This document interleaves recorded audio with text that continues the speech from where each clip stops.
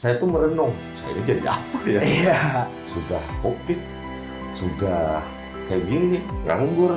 Selama perjalanan 6 bulan, tiba-tiba ada lowongan. Sampean mengajar digaji dengan nominal sekian-sekian. Yang penting saya ada penampungan. Ketika Bunda mengamanatkan saya akan bekerja sebaik-baiknya dan Bunda akan yakin dan tidak akan kecewa dengan saya. Duduk saya merenung dengan penuh kehampaan. Tiba-tiba telepon pertama itu berdering karena saya terlalu terhanyut terlalu dalam. Telepon yang tidak saya angkat, beliau matikan. Akhirnya saya telepon balik, ternyata Pak Rano, oh ya Bun, ini kita dari SMKN 1 Kertakanyar.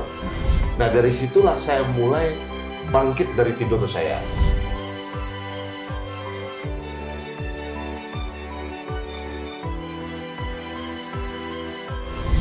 Assalamualaikum warahmatullahi wabarakatuh. Oke, Netban, netizen Benua, selamat datang di acara kami.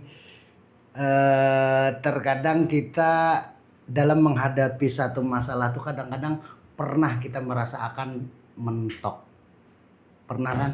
Mentok tuh dalam artian kita memaksa pemikiran kita sendiri untuk memecahkan satu masalah. Kalau sudah mentok, solusinya adalah kita cari sudut pandang orang lain agar bisa menjadi tambahan referensi memecahkan masalah. Oke, hadir bersama kita hari ini salah satu tokoh gestar, tokoh yang tidak terkenal tapi penuh inspirasi. Hadir bersama kita Bapak Rano Welum. Selamat datang Bapak, yang alhamdulillah berkenan menghadiri kursi kami di sini untuk menggali berbagai inspirasi dari beliau terkait perjalanan hidup yang tidak gampang. Manusia tidak bisa kaku terhadap keadaan yang menimpanya, harus lentur, harus berubah demi tuntutan zaman. Rano Welum. Apa kabar? Iya. Abangku tuh? Saya yang tanya. Karena saya host. Siap. Gitu. Yang pertama ingin kami tanyakan ini kan terkait perjalanan. Iya. Banting setir, seorang jurnalis lah yang harus tajam melihat permasalahan di masyarakat, akhirnya terjun ke dunia pendidikan. Melatar belakanginya itu apa, Mas? Di waktu sebelum saya keluar, saya itu mencoba sebenarnya sistem pendidikan itu seperti apa sih, menyenangkan itu. Nah, saya waktu itu sebelum saya keluar itu, saya coba mengolah program, namanya program kursus. Sebenarnya kursus itu, kursus sama seperti kursus-kursus yang lain. Tapi fokus saya lihat ternyata ketika ada acara kalender event di Kalimantan Selatan ya, kok begitu sulitnya ya mencari pemandu wisata yang bisa berbahasa Inggris. Yang saya lihat itu ya para senior-senior, para mahasiswa-mahasiswa yang sudah ngerti. Tapi tidak ada ya nih komunitas-komunitas masyarakat yang ketika wisatawan asing saya pengen berkunjung, baik itu dia backpacker atau guru rombongan di salah satu komunitas perkampungan atau desa, saya berpikir kok konsep pendidikan itu bisa ya dipakai, dan akhirnya saya membuat namanya kursus English Learning Host. Pertamanya kursus English Learning untuk petani waktu itu. Nah, singkat cerita, kursus itu berkembang di desa dan juga di salah satu kelurahan dekat kediaman saya. Jadi ada 2 tempat, di Landasan Ulin Utara dan juga di Desa Kiram. Di desa fokusnya adalah untuk anak-anak petani. Nah, salah satunya penopang dari dunia pariwisata adalah harus sebagai pemandu wisata masyarakat itu sendiri. Ya, guide. Guide-nya itu kan, seorang tour guide lokal di situ, yang paling setidaknya bisa berbahasa Inggris. Walaupun saya basicnya adalah orang pariwisata, tapi saya tidak mampu bekerja sendiri. Ya kan? Nah, akhirnya saya berkolaborasi dengan teman-teman saya yang sudah lulus, yang membuka kursus juga. Ternyata matching nih, lurus nih. Akhirnya jalan. Jalan selama 6 bulan perjalanan. Sebelum saya keluar. Ada peminat. Banyak sekali dan itu gratis loh, gratis sama Dananya sekali. dari? Yaitu dana itu swadaya. Ketika saya menjalankan kursus itu, tetap lanjut. Meledaklah corona. S2 apa? Administrasi, Pak. Administrasi publik saya. Administrasi publik. Publik. S1-nya? S1-nya administrasi bisnis. Konsentrasinya pariwisata. Pariwisata. Diplomanya saya perhotelan, pariwisata perhotelan. Perhotelan. Diploma dulu, dari SMK. Saya ini memang anak pariwisata awalnya. SMK 4 Banjarmasin, saya anak perhotelan, jurusan perhotelan, kemudian melanjutkan kuliah, diploma pariwisata perhotelan, kemudian S1-nya administrasi bisnis, konsentrasi pariwisata, kemudian pasca sarjananya saya magister administrasi publik, tapi tesisnya saya ngangkat program tayangan di Banjar TV. Jadi saya membuat masih koheren atau sejauh dengan pariwisata S2-nya? masuk karena waktu itu saya bikin bukan bikin sih, saya kerjasama kolaborasi dengan rekan saya, ada program namanya Diang Kenjot. Nah, Diang Kenjot itu suka jalan-jalan. Nah, jalan-jalan kan pariwisata juga, ya. Nah, saya hubungkan itu korelasinya program tersebut dalam peningkatan tayangan pemasaran atau promosi pariwisata lokal. Nah, masuk tuh di tesis saya. Ya. Itu tesis S2-nya. S2 saya itu. Tidak jauh dari dunia media. Berarti sebelumnya pas jurnalistik tidak ada basic secara formal ya tentang kejurnalan. Artinya Tidak ada. dari pendidikan. Iya.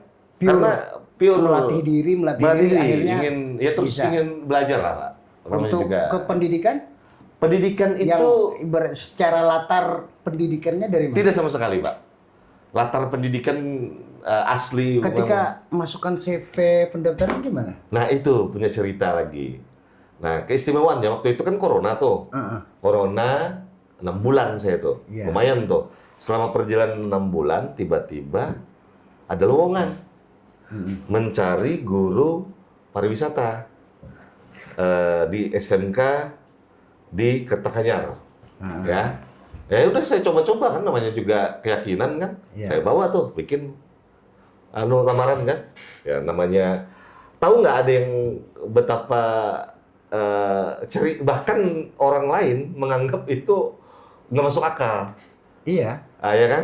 Nggak masuk akal. Saya itu adalah pelamar yang nomor urut 5. Oh, sudah ada 4 sebelumnya. Sudah ada 4. Dan aneh ya, ceritanya ini unik. Pelamar pertama itu benar-benar linearitas orang pariwisata. Ya, Benar-benar S1-nya orang pariwisata. Ya.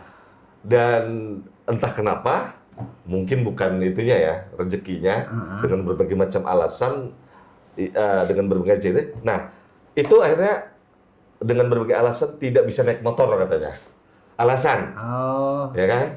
Alasannya kita nggak tahu alasannya. Nah, yang kedua, lamaran yang orang kedua itu ditelepon nggak pernah ngangkat. Oh. Nah, habis itu yang ketiga itu sama, nggak diangkat. Yang keempat sama, nggak diangkat juga.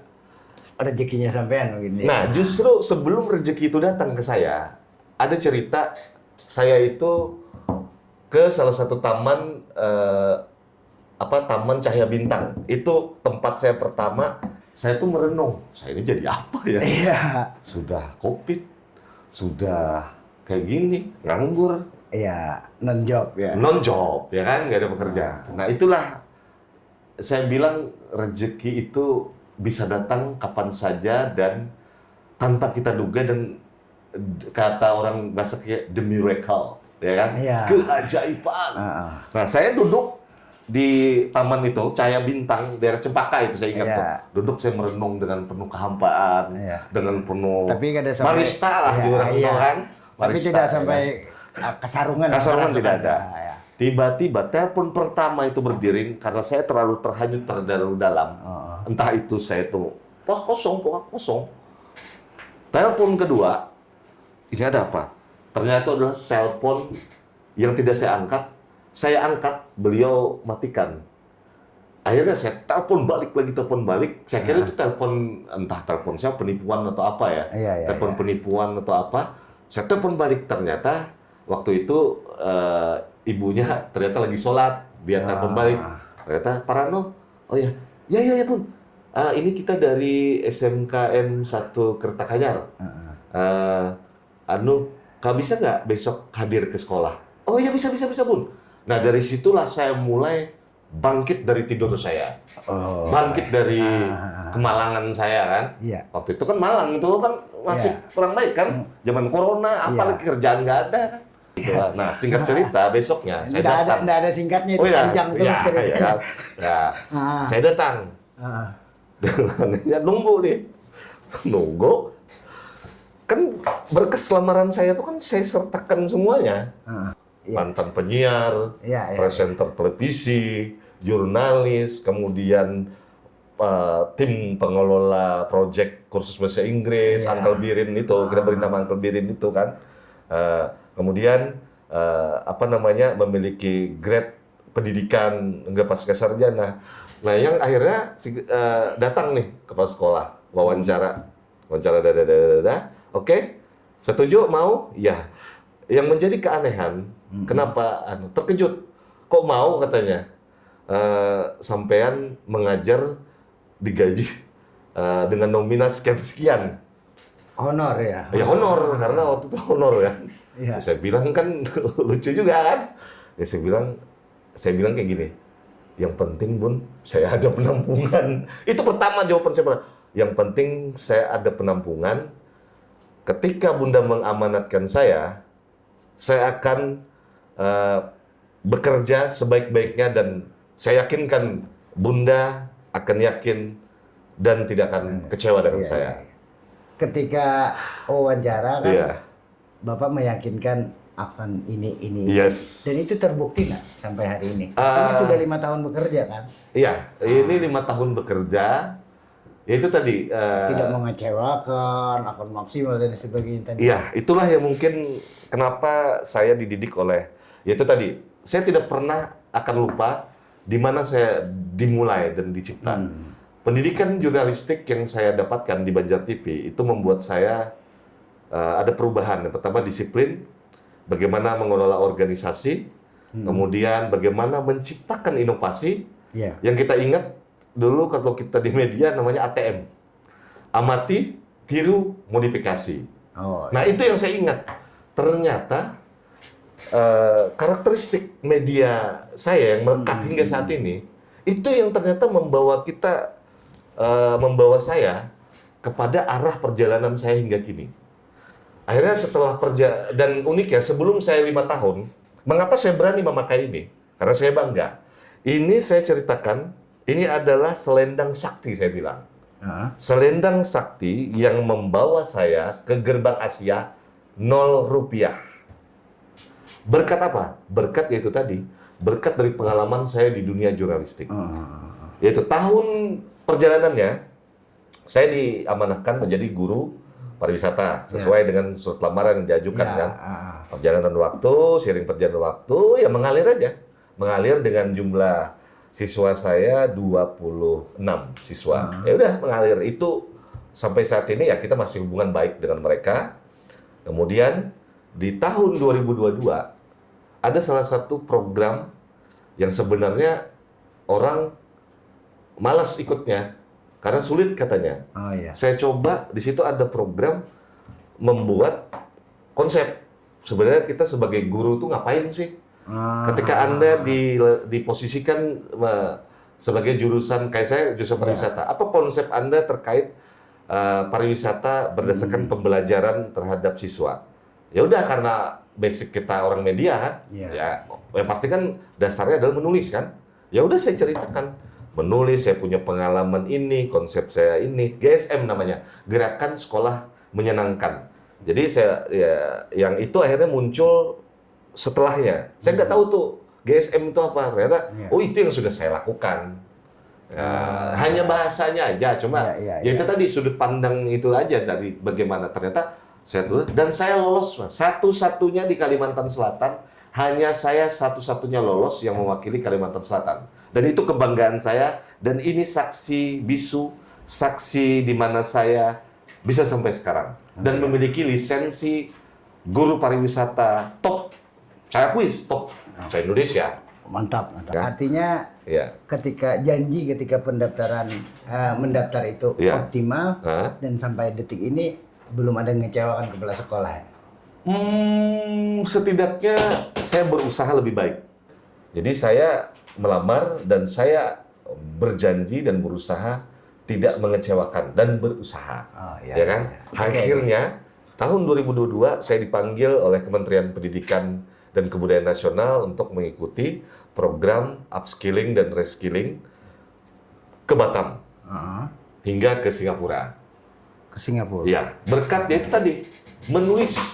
Iya. Menulis, akhirnya ya itu tadi. Sekarang saya memiliki lisensi yang diakui oleh Kementerian Pendidikan, dan hingga sekarang ya saya akhirnya berterima kasih dengan semua pengalaman dan tokoh-tokoh yang membentuk karakter saya, termasuk orang-orang yang ada di sekolah tempat saya bekerja saat ini. Oke, kalau begitu kita pindah fokus ke arah siswa. Iya.